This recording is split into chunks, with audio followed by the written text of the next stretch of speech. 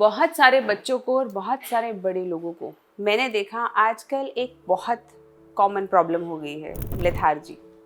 Lethargy यानी सुस्ताहट, आलस, उठने का मन ना करना, कुछ करने का मन ना करना।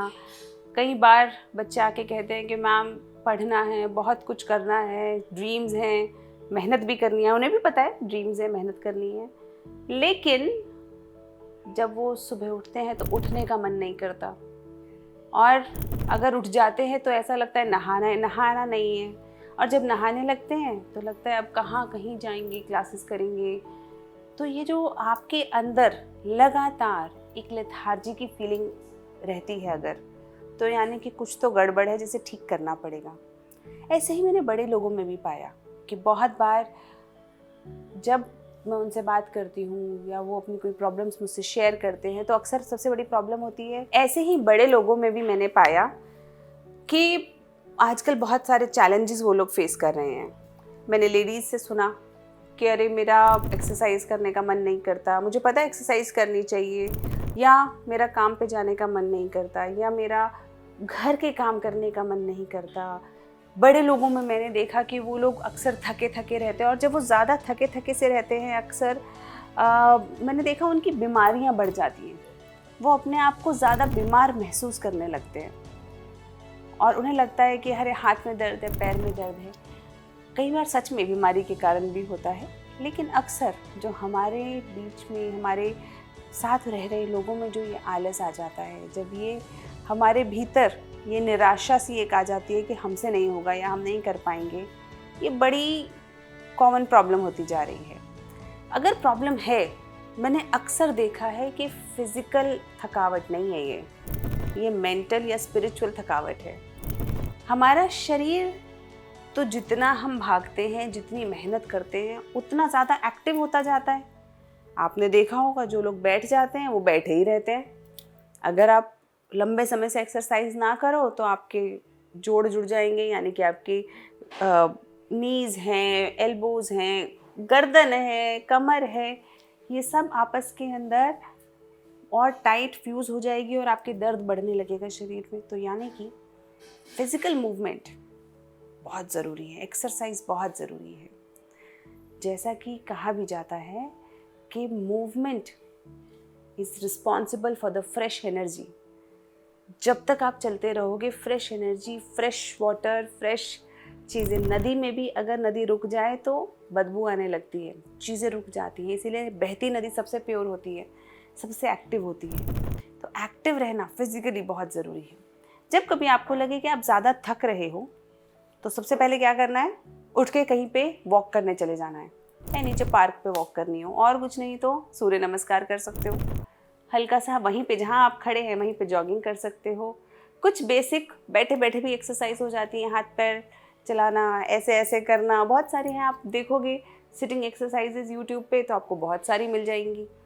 आपकी नेक की एक्सरसाइजेज आप कर सकते हो। बहुत सारी चीज़ें हैं जो हम बैठे बैठे भी कर सकते हैं, और कई एक्सरसाइजेज तो लेटे लेटे भी कर सकते हैं, उसमें भी परेशानी नहीं है। तो अगर आपको लग रहा है कि आपसे उठा नहीं जा रहा, लेटे लेटे स्टार्ट कर दो।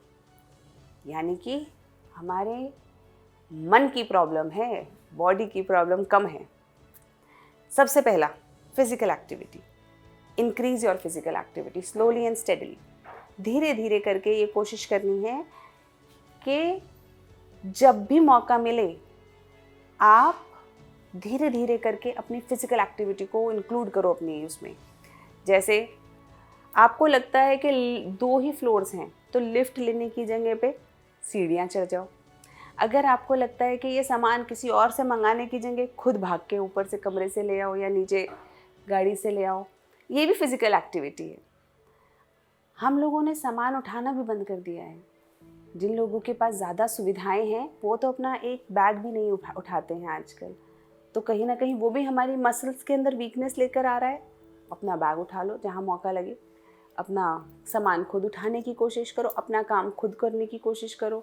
जैसे आप सुबह बेड से उठते हो तो कम से कम अपनी चादर तह कर दो, और कुछ नहीं तो आप अपना पानी अपने पास एकदम बगल में रखने की जगह थोड़ा सा दूर भी रख सकते हो कि आपको चल के जाके पानी पीना पड़े, या जो भी चीज़, या फिर मोबाइल फ़ोन सबसे अच्छा है पानी नहीं, मोबाइल फ़ोन आप दूर रखिए, क्योंकि जब आप मोबाइल फ़ोन दूर रखेंगे तो नोटिफिकेशन आएगा, आपको चल के जाना पड़ेगा, फिर वहीं पे मोबाइल छोड़ के वापस आ जाइए। सबसे बढ़िया सोशल मीडिया का इससे अच्छा उपयोग क्या हो सकता है। तो ये तो हमारी हो गई फिज़िकल एक्टिविटी। लेकिन फिज़िकल एक्टिविटी करने के लिए भी पहले हमें मेंटली और स्पिरिचुअली तैयार होना पड़ेगा। आपने देखा होगा कि जिस व्यक्ति को आप पसंद करते हो उस व्यक्ति के लिए आपको कुछ करने में परेशानी नहीं होती। जैसे आप माँओं से पूछोगे ना, जो मदर्स होती हैं, आप उनसे पूछिए कि अगर बेटी घर आ रही होती है तो कैसे भाग भाग के उनके शरीर में एकदम जैसे ना किसी ने डबल ग्लूकोज लगा दिया हो। उस दिन उनके घुटनों में भी दर्द नहीं होता, पैरों में भी दर्द नहीं होता, कमर में भी दर्द नहीं होता, सारा खाना बन जाता है। खाना बनाने के बाद भी एनर्जी होती है कि क्या क्या क्या ना कर लिया जाए। ऐसा क्यों? सपोजिटली आप जिसे पसंद करते हो, आप जिसे प्यार करते हो, वो व्यक्ति आ रहा है, कहाँ आपको दर्द होता है? आप बहुत एक्टिव हो जाते हो अचानक से। और वहीं पर सपोजिटली कोई वो व्यक्ति आ रहा हो जो आपको पसंद नहीं है, अचानक से आपको लगेगा कि मेरे से तो उठा ही नहीं जा रहा, शरीर एकदम दुखने लगेगा, सर दुखने लगेगा और पता नहीं क्या क्या हो जाएगा। तो यानी कि it's a very practical understanding. हमारा मेंटल स्ट्रेस ज़्यादा है, मेंटल लेथार्जी ज़्यादा है, और अगर हमने उसे ठीक कर लिया तो फिज़िकली भी हम ज़्यादा एक्टिव हो जाएंगे। तो लेकिन ये मेंटल लेथार्जी आती क्यों है? ऑफ कोर्स बहुत सारे डिस्ट्रैक्शंस हैं, सोशल मीडिया, फ़ोन, बहुत स्ट्रेसफुल लाइफ हम लोग जी रहे हैं। पहले के ज़माने में क्या स्ट्रेस हुआ करता था? कोई स्ट्रेस नहीं हुआ करता था, बहुत कम था उसके मुकाबले, क्योंकि वही खाना, सब वही खाना खा रहे हैं, वही कपड़े पहन रहे हैं, कोई बहुत ज़्यादा वैरायटी नहीं थी। उसी तरीके की फैमिलीज़ में रह रहे थे हम लोग, सब लोग, और उसी तरीके के कॉमन कुछ प्रोफेशंस हुआ करते थे, वही प्रोफेशन हुआ करते थे। जो लोग खेती कर रहे हैं वो खेती कर रहे हैं, जो लोग जॉब कर रहे हैं वो जॉब कर रहे हैं। क्लर्क बन जाना तो बहुत बड़ी बात हुआ करती थी उस वक्त पे। मुझे याद है कि पुराने समय में ऐसे ही बताया करते थे कि किसी ने मैट्रिक पास कर ली तो ऐसा कहते थे, अरे वो तो मैट्रिक पास है। मेरी एक बड़ी दादी जी हैं, वो डबल MA थी, तो उनको तो बस भगवान से थोड़ा ही नीचे दर्जा दिया जा रहा था कि डबल MA, यानी कि उस वक्त पर पढ़ाई का भी, जॉब का भी, बिजनेस का भी, घर वालों का भी, घर के रिलेशनशिप्स भी बड़े सॉर्टेड से थे। क्यों? सबको अपने अपने रोल पता थे कि मुझे क्या करना है ना, और बड़ा कंफ्यूजन कम थी लाइफ में। ऑफ कोर्स उस समय के अपने चैलेंजेस थे, हाथ से सामान धोना करना, वॉशिंग मशीन नहीं थी, अपने चैलेंजेस थे, फिजिकल लेबर बहुत ज़्यादा था, लेकिन मेंटली लोग फिर भी कम स्ट्रेस्ड थे। लेकिन आज सोशल मीडिया, हमारी खुद से एक्सपेक्टेशन, दूसरों की हमसे एक्सपेक्टेशंस, और अब दूसरों में सिर्फ हमारी फैमिलीज़ नहीं रह गई हैं, हमारे कलीग्स, हमारे आसपास के रहने वाले लोग, ये सब की एक्सपेक्टेशंस भी हम पर हो गई हैं। फिर एक लाइफस्टाइल, जिसे कहते हैं ना कि अरे इनका लाइफस्टाइल बड़ा अच्छा है, इनका लाइफस्टाइल बड़ा लग्जूरियस है, वो सारी चीज़ें। पहले एक घड़ी मुझे याद है कि बचपन में 10th क्लास के में जब अच्छे नंबर आने पे मुझे घड़ी खरीदी थी मैंने। कुछ पैसे मैंने अपने ट्यूशन से कमाए थे, कुछ मम्मी ने दिए थे, तो टाइटन की एक बड़ी छोटी सी प्यारी सी घड़ी आया करती थी। जब मैंने वो घड़ी खरीदी थी, मुझे ऐसा लगता था कि जैसे दुनिया खरीद ली, और उस घड़ी को कितना सहेज के रखा है कि आज भी वो घड़ी मेरे पास है और मैं उसे कभी कभी पहनती हूँ। एक घड़ी। लेकिन अब मैं देखती हूँ कि आज चाहे 4 घड़ी भी मिल जाएं, लेकिन वो ना खुशी रहती है, ना कई बार वो आपके अंदर वो फीलिंग आती है कि इसे संभाल के रखना है, क्योंकि बहुत सारे एक्सपेक्टेशंस खुद से हैं कि आज आपको वो स्मार्ट वॉच मिल गई तो स्मार्ट वॉच के अंदर भी ये फ़ीचर नहीं है, अच्छा इसमें मुझे कॉलिंग का फ़ीचर भी चाहिए। 100 चीज़ें आपके मन में आने लगती हैं। आप किसी व्यक्ति से मिलते हो तो आपको उस व्यक्ति के अंदर 100 चीज़ें चाहिए। आप चीज़ खरीदते हो, आप जो भी खरीद लो, मोस्टली लोग अनसेटिस्फाइड मिलेंगे आपको।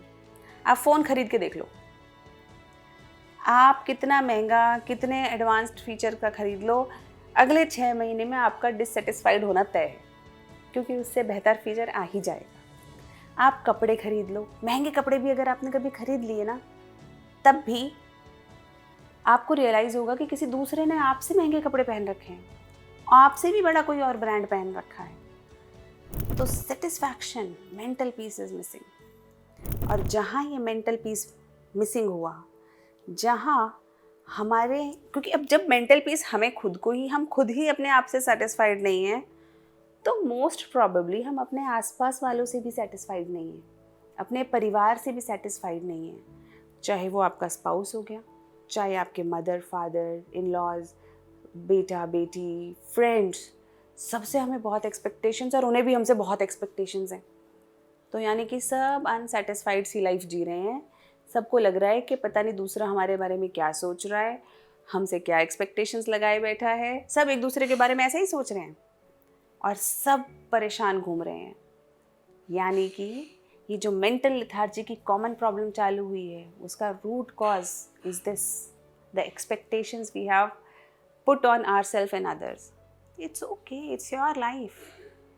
इतना ज़्यादा नहीं लोड लेना लाइफ में कि लाइफ ही बोझ बन जाए या लाइफ में ऐसा लगने लगे कि मुझसे कुछ नहीं होगा। It's okay. और सबसे अच्छा काम क्या करना है ना, जो करने का मन है वो तुरंत उठ के कर लो। अब ये लगेगा तुरंत उठ के जब मन ही नहीं कर रहा तो कैसे करें। मैंने अपनी लाइफ में ये रूल बनाया था और उससे मुझे बहुत फ़ायदा हुआ, मेरे स्टूडेंट्स जिनको मैंने ये बताया उनको बहुत फ़ायदा हुआ। सपोजिटली आप एक्सरसाइज करना चाहते हो